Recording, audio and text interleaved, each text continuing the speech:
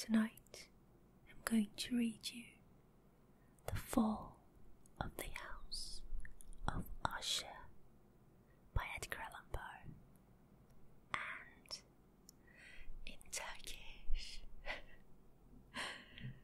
By the way, I'm using the air conditioner at the moment, so if it's too loud for you, hopefully not, please excuse this, because it's really too damn hot.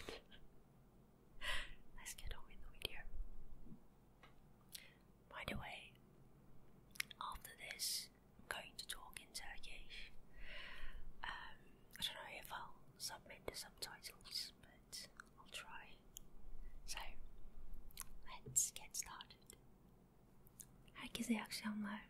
Ben Morgan LaVey. Bugünkü videomuzda Edgar Allan Poe'nun çok sevdiğim bir eserini okuyacağız. İsmi Usher Evinin Çöküşü. Bu arada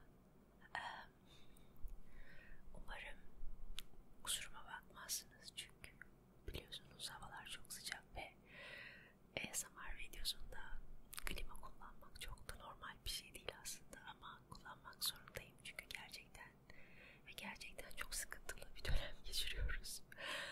O yüzden umarım kusuruma bakmazsınız.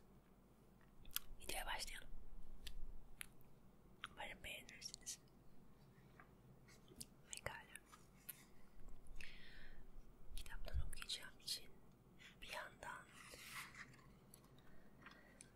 sayfa seslerini de duyacaksınız. O yüzden umarım sayfa sesleri hoşunuza gidiyordur. Sayfa çevirme sesleri. Kasvetli, karanlık, sessiz bir sonbahar gününü iç karartıcı bir arazide at sırtında geçirmişti. Gökteki bulutların alçaklığı boğucuydu. Sonunda akşamın gölgeleri uzarken karşımda hüzünlü görünüşlü Usher evi belirdi. Nedendir bilmiyorum, ama binayı görür görmez ruhuma dayanılmaz bir keder çöktü. Dayanılmaz diyorum, çünkü bu his can sıkıcı ya da korkunç görüntülerin en amansızına bile genellikle eşlik eden, şiirsel olduğu için yarı zevkli olan o duygu tarafından hafifletilmemişti. Önümde uzanan manzaraya, eve, arazinin sade ayrıntılarına, çıplak duvarlara, gözleri andıran boş pencerelere, yer yer bitmiş bataklık otalarına, beyaz gövdeli, çürümüş birkaç ağaca bakarken ruhumda öyle bir sıkıntı vardı ki bunu sadece afyon kullananların düşüncelerinden uyandıktan sonra gündelik yaşama acı bir şekilde döndüklerinde, maske korkunç bir şekilde indiğinde hissettikleriyle kıyaslayabilirim. İnsan burada yüreğinde öyle bir soğuk, öylesine bir çöküş, bir hastalık, düşüncelerinde öyle telafisiz bir kasveti hissediyordu ki hiçbir hayal gücü buna yüce bir nitelik kazandıramazdı. Neydi? Durup düşündüm. Usher evine bakarken beni böylesine huzursuz eden neydi? Çözülemez bir gizemdi bu. Düşünürken üstüme çöken belirsiz kuruntularla da boğuşamıyordum. Hiç de tatmin edici olmayan şu sonuca varmak zorunda kaldım. Bizi böyle etkileyebilecek basit ve doğal nesne kombinasyonları hiç şüphesiz var olsa da derinliğimizin ötesinde olan bu gücü analiz edemeyiz. Sahnenin parçalarını, resmin ayrıntılarını farklı şekilde bir araya getirmenin belki de o kederli izlenimi değiştirmeye yeteceğini düşündüm. Bu fikirden hareket ederek atımı evin yanındaki gölün kıyısına, yüzeyi cam gibi dümdüz, ışıltılı ve simsiyah küçük dağ gölünün dik kıyısına sürdüm. Ama aşağıya, tuhaf biçimli o gri otlara, korkunç görünüşlü ağaçlara ve gözleri andıran o boş pencerelere bakarken içimden daha öncekinden de sarsıcı bir ürperti gezindi. Yine de bu hüzünlü konakta birkaç hafta geçirmeye karar verdim. Sahibi Roderick Usher, çocukluk arkadaşımdı. Görüşmeyeli yıllar oluyordu. Uzaklarda, ülkenin ücra bir bölgesindeyken ondan bir mektup almıştım geçenlerde. Mektubun son derece acil havası kişisel bir yanıt vermemi zorunlu kılıyordu. Mektup öylesine ısrarcı bir ifadeyle yazılmıştı ki oraya gitmekten başka yol bırakmıyordu. Mektubu yazan arkadaşımın sinirlerinin bozulmuş olduğu belliydi. Ağır bir bedensel hastalıktan, büyük baskı yaratan bir zihinsel rahatsızlıktan, en iyi ve hatta tek arkadaşı olan beni içtenlikle görme isteğinden bahsediyordu. Arkadaşlığımın onu biraz neşelendireceğini, bunun da hastalığına iyi geleceğini umuyordum. Bütün bunların ve çok daha fazlasının söyleniş tarzı, isteğinde gerçekten samimi olduğu belliydi. Kararımı duraksamadan vermeme yol açmıştı. Böylece o oldukça tuhaf karşıladığım çağrıya uydum. Çocukken yakın arkadaş olsak da arkadaşım hakkında pek bir şey bilmiyordum. Bildiğim kadarıyla son derece çekingen biriydi ve gayet köklü bir aileden geliyordu. Ailesinin tuhaf, duyarlı bir mizacı oldukça etkileyici sanat eserleriyle ifade ettiğini, son zamanlarda da cömert hayır işleri yaptığını işitmiştim. Bu mizaç ayrıca müzik ilmine tutkuyla bağlanmalarına yol açmıştı. Genel bir kabul gören ve yok kolayca tanınabilecek güzelliklerinden çok sanatın anlaşılmayan yönlerine ilgi duyuyorlardı. Usher soyunun köklü olsa da pek dallanıp budaklanmadığını öğrenmiştim. Yani aile hep tek bir koldan ilerliyordu ve geçmişte de pek uzun sürmeyen değişiklikleri saymazsak bu durum böyle olmuştu.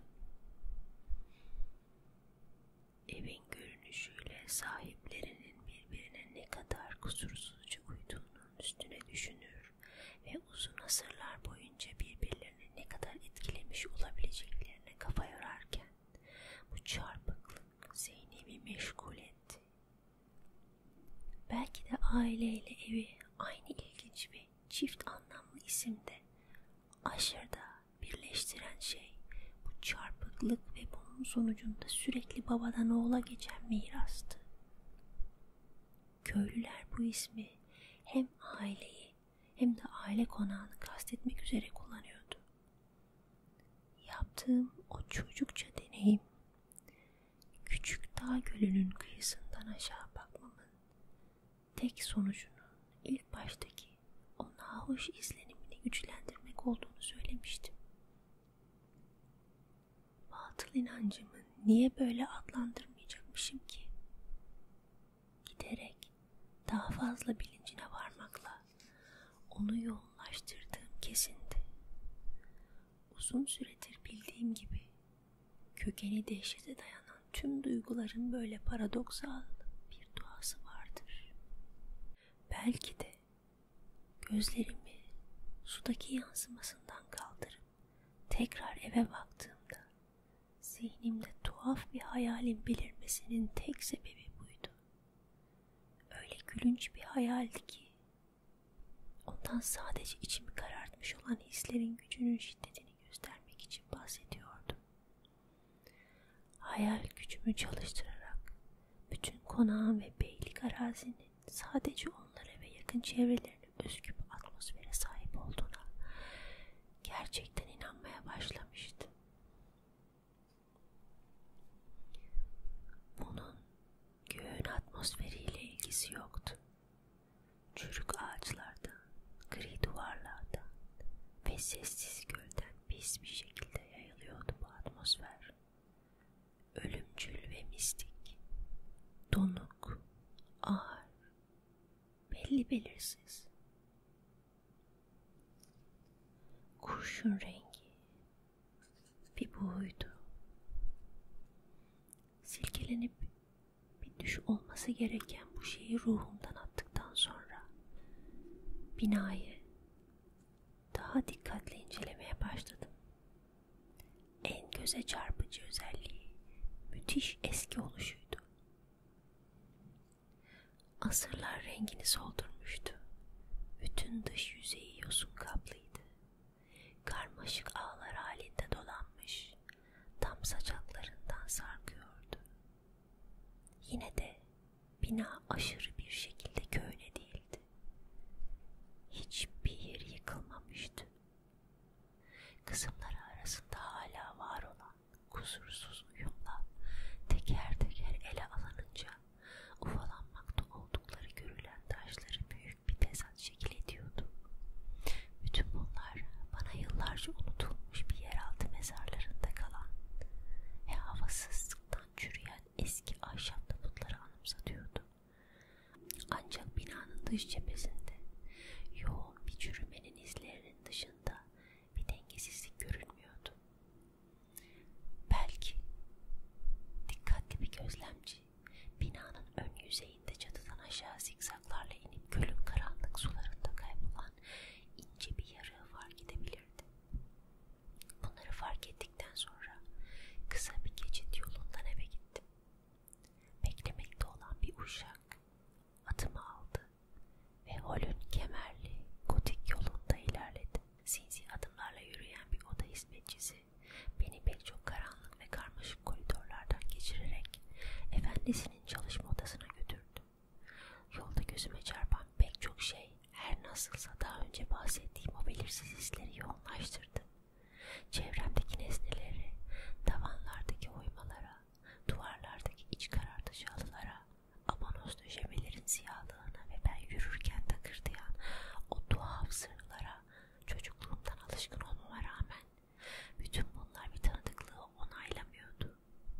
Aksine bu sıradan görüntülerin içimde uyandırdığı hayallerin ne kadar yabancı olduklarını fark ederek şaşırıyordum.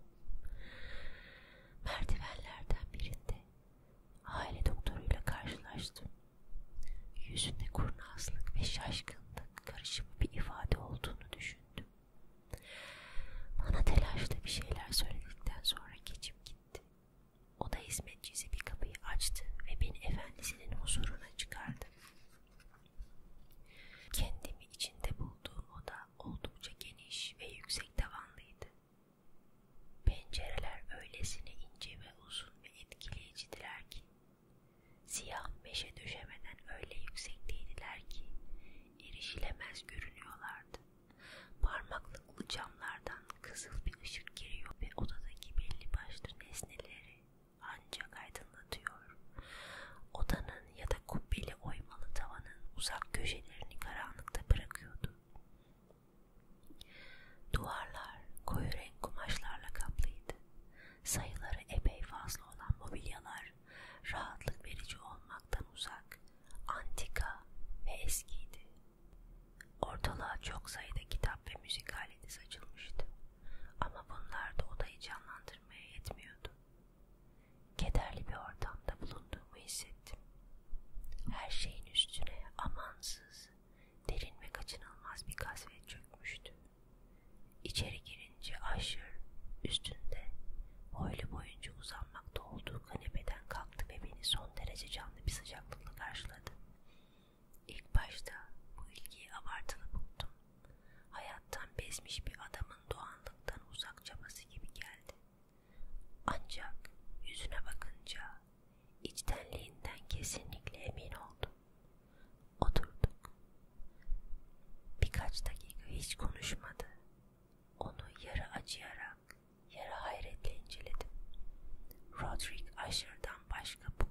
kısa sürede böylesine korkunç bir değişim geçirmiş bir adam görülmemiştir herhalde. Önümdeki solgun benizli adamın çocukluk arkadaşım olduğunu kabul etmekte zorlanıyordum. Yüzü hep dikkat çekici olmuştu.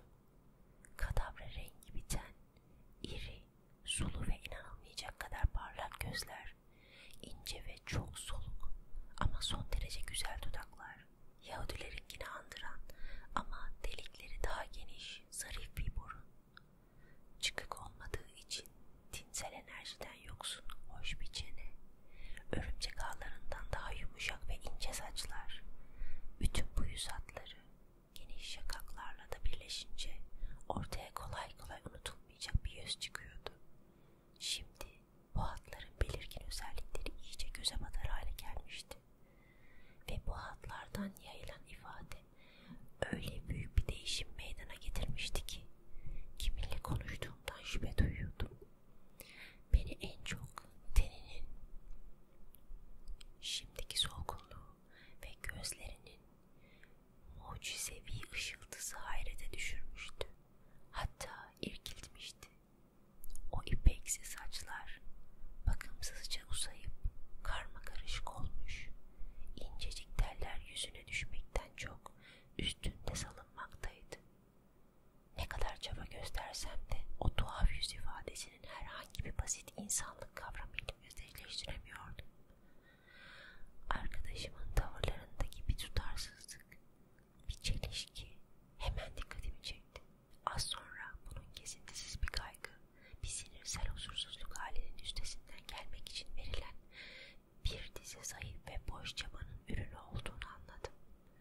Böyle bir şeye hazırlıklıydım. Sadece mektubundan değil, çocukken sahip olduğum bir takım karakter özelliklerinden, tuhaf fiziksel görüntüsünden ve ruh halinden çıkardığım sonuçlardan da bir canlanıyor, bir durgunlaşıyordu.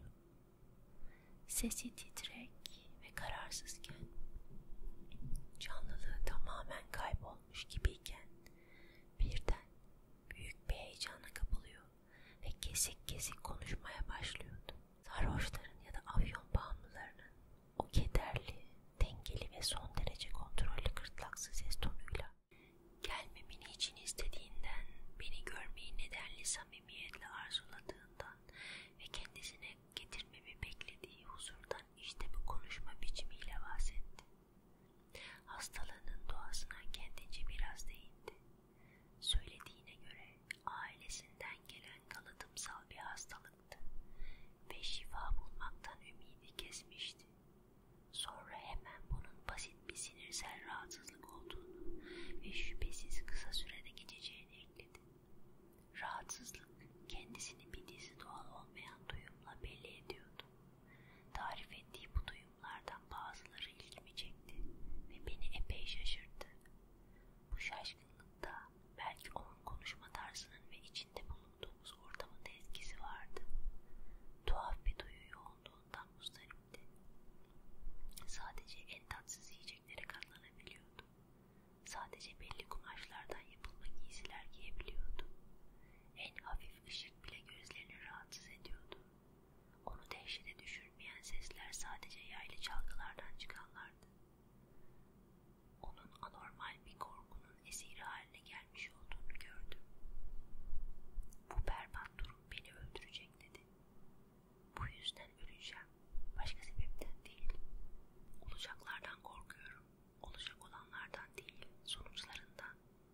Ruhuma bu dayanılmaz huzursuzluğu verebilecek en küçük olaydan bile korkuyorum. Nefret ettiğim şey tehlike değil.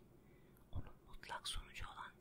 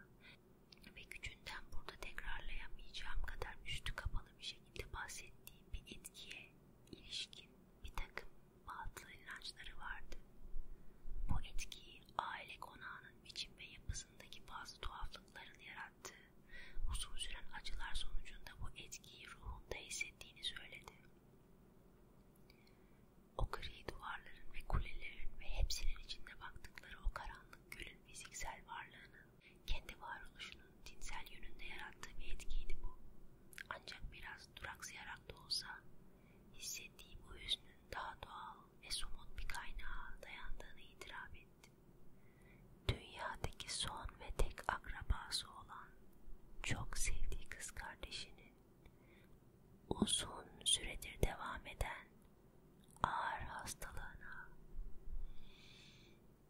Kız kardeşi ölmek üzereydi. O ölünce dedi, asla unutamayacağım acı bir sesle, geride kalan kişi, o umutsuz ve zayıf kişi, köklü aşırı ailesinin son ferdi olacak.